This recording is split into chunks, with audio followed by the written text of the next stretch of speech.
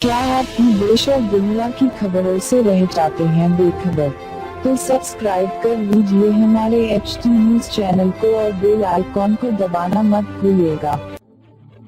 America में एक हैदराबादी शख्स पर फायरिंग का वाकया पेश आया। शिकागो में एस मिशिगन एवेन्यू के करीब सियाह फार्म के लुटेरों ने हैदराबाद के पुराने शहर के मोहम्मद मुजीबुद्दीन को गोली मार दी। बताया जाता है कि सियाह फार्म से ताल्लुक रखने वाले दो अफराद जो मुजीब की कार को रोककर उन्हें लूटने की कोशिश कर रहे थे कि मुजीब ने मजाहमत की, जिस पर सियाह फार्म के बंदूक बरदारों ने मुजीबुद्दीन पर फायरिंग कर दी। फायरिंग में शदीद जख्मी होने वाले मुजीब की हालत तशवीशनाक है। मुजीब फिलहाल शिकागो यूनिवर्सिटी के हॉस्पिटल में जेर इलाज है। पुलिस ने दो मुश्तबा अफराद को हिरासत में लेकर उनसे तफ्तीश कर रही है। मेरा नाम अफरोज कौसर है। मैं हैदराबाद से हूँ और मेरे शौहर का नाम मोहम्मद मुजीबुद्दीन है। 5 साल से शिकागो में रह रहे हैं, अमेरिका।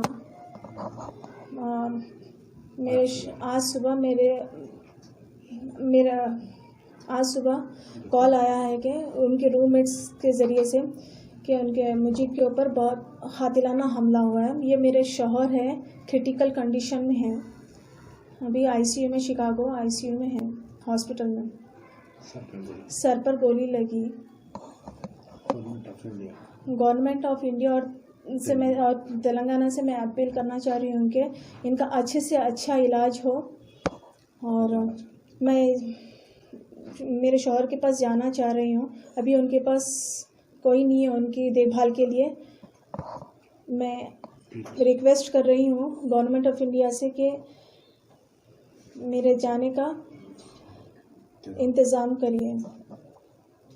मेरे पास जाने के लिए टिकट के पैसे तक भी नहीं है।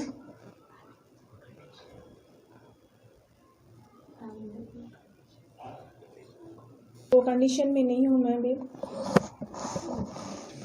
क्या आप देश और दुनिया की खबरों से रह जाते हैं बेखबर?